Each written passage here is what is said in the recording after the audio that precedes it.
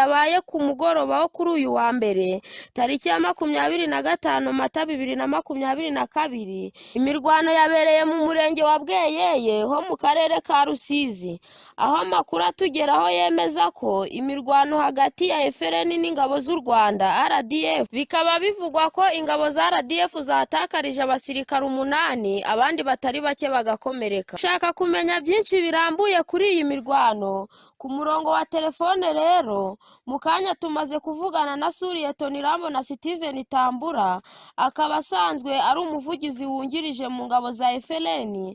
Amaze kutwemerera ko nubundi ko FRN ariyo yagabye iki gitero.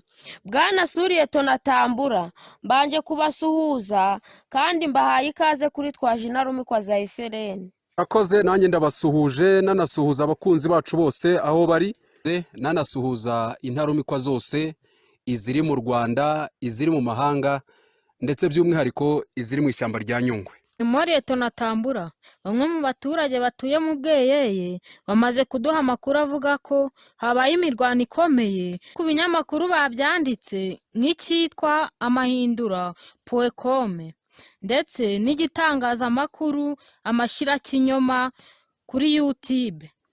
None ndagira ngo nkubaze, bimeze bite? Yaba ari FRN yarwanye?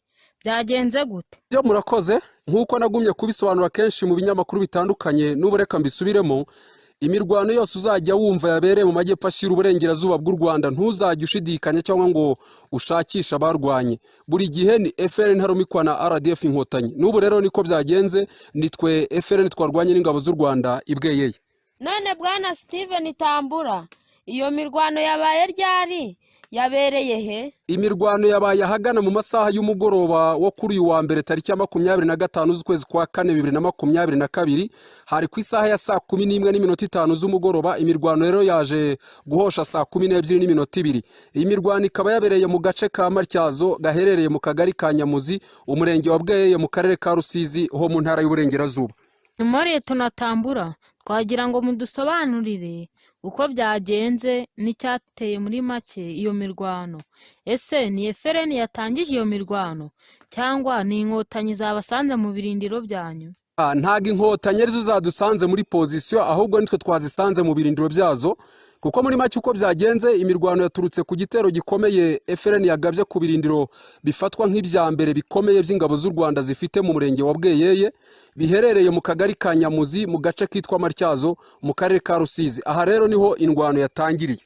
None Tambura, mwaba mwamenye umubare w'abahaguye ku mpande zombi? Ake ku mpande zombi yari imirwano ikomeye yaranzwe n'imbunda ziremereye ku mpande zombi n'amabombe, urufaya rw'amasasu y'imbunda zikomeye nirwo rwiganje. Gusa FRN ikaba byitwayemo neza, uko byapanzwe niko byakoretse, kuko RDF yaje kubitakarizamo abasirikare 8, abandi benshi barakomereka, ku buryo rwose ushaka kumenya neza iby'iyi mirwano yahigerera akibariza abaturage, nibo bayaguha neza. Nuko nyine abanyamakuru bo mu Rwanda FPR yababijemo ubwoba itatuma bajyayo. Gusa nzi ko nabandi bazabivuga, kuko wari umuriro ukaze, ndetse nta muntu numwe watekerezaga ko iyo position FRN yayataka, babihereye ahanini uko ingana n'imbunda zo mu bwoko bwa miya ziyirimo zaje ndetse no kwifashishwa, ndetse n'ibifaro bibamo, ariko byose imbere ya FRN ntacyo byari bivuze, byabaye zero. Aha rero n'ubundi mu gusoza ndagira ngo nsoze vuga nti bya binyamakuru by'igicaniro na CNN bijya Bweyeye kubaza amakuru y'impamo, ariko n'ibitangazamakuru bitabogama nka BBC na VOA cyangwa se ijwi rya Amerika bihagere nabyo, kugira ngo abantu bazumve abavuga ibyo babwirijwe n'abavuga iby'ukuri koko. Turabashimiye rero, mugira ibihe byiza. Uwo rero yari umuvugizi wungirije w'ingabo za FRN Suliyeton Irambona Steven Tambura. Twavuganaga nawe ku gitero FRN yagabye ku mugoroba wo kuri uyu wa mbere tariki ya 25 Mata 2022, umurenge wa Bweyeye mu karere ka Rusizi. Bwana Tambura, ndabashimiye ku mwanya mwahaye Twajinarumikwa za FRN mu kutuganiriza. Murakoze, nanjye ndabashimiye ku mwanya wanyu mwashimye ko mwadusobanuza kubivugwa muri FRN. Ikindi nibwirira inkumi n'abasore ba FRN mbabwira nti courage, chapa kazi, ibindi matunda yako mbere. ibindi bigenda bivugwa hirya no hino osanfu akazi ni akazi, intego yacu ni ukuribera abanyarwanda. Byiyemeje kandi tuzabigeraho, nta kintu na kimwe kizabisubiza inyuma. Naho abahora babeshya abanyarwanda nk'abiyita Major Frank Mugisha, ahubwo ari ikirura kigize intama, nta mwanya nk'abo babona muri FRN, kuko ibyo yavuze ko General Major Jeva umuhuzabikorwa w'imirwano ko ari mu bishyikirano itazwi na Kigali, iyo mishyikirano ntayiriho. Ibyo ni ibinyoma byambaye ubusa, ahubwo uwo Frank Mugisha yashatse kwinjirira FRN no kwicamo ibice, abonye ko General Jeva yamuvumbuye, ashaka uko yahimba ibinyoma kuri General Jeva, ariko twebwe intarumikwa turamuzi, turi kumwe nawe, aduha morale, niwe uyoboye ibikorwa bya gisirikare mu Rwanda. None se Major Frank Mugisha yavuga ko ari we wayoboye imirwano yabereye mu Bweyeye? Kuko yavuze ko General Jeva atarwana baramufatiye umuryango. Ngaho nasobanure ko ari we wayiyoboye iyo mirwano. Nagira ngo rero nsobanure neza kandi nsobanura n'abanyarwanda nkuko baherutse gukurikira ibyo Lieutenant Colonel Gwado ndetse na Lieutenant Colonel Apollo basobanuye kuri twaje intarumikwa za FRN. Mbisubiramo, niko kuri twese aba FRN turabishimangira, kuko twebwe ntidushobora na rimwe kuzemera ibiganiro bififitse na FPR, kuko bidashobora na rimwe kutuzanira amahoro arambye mu gihugu cyacu.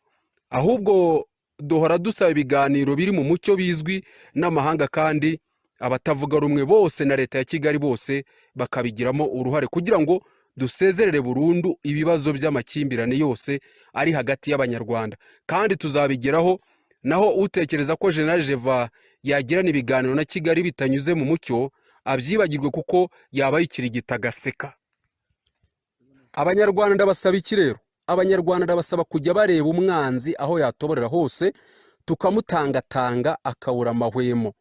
Naho iby'uwo mwanzi wita Major Frank Mugisha yariye amafaranga y'abanyarwanda, abizeza ibitangaza, bitinde bitebuke azabiryozwa. Abanyarwanda rero duhagurukire hamwe, turenge ibidutanya byose, twiyambure ibidafite agaciro, ahubwo duhurize imbaraga zacu ku mwanzi. Twese hamwe tuzatsinda. Ariko sinarangiza ntabibukije ko n'ubundi inkunga yanyu mu rugamba ikenewe.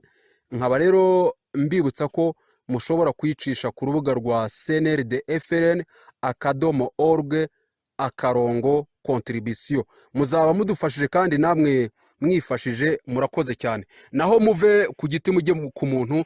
Uwo Frank we ni umunyamitwe, ahubwo nkeka ko na Kagame azamubaza misiyo yaba yaramuhaye, kuko yaramunaniye. Iyo aba ari umuntu utekereza ntabwo yakwishiza hanze bene karakagene. Ahubwo aho ari, kuko mwanumvise no mu kiganiro yavugaga ko ari ahantu heza kandi hafitiwe umutekano, ariko se aho arazi ko hatazwi? Ngira ngo mwaranakurikiye mu byo yavugaga byose hari harimo isake. Mumenye ubwenge rero, ahantu ari harazwi, kandi n'ubundi nawe ni umunyamitwe rwose. Muve ku giti mujye ku muntu. Naho nimukomeza gutyo arakomeza abarira amafaranga kandi abatekera umutwe, ariko amaherezo ibyo bizajya ku mugaragaro. Murakoze.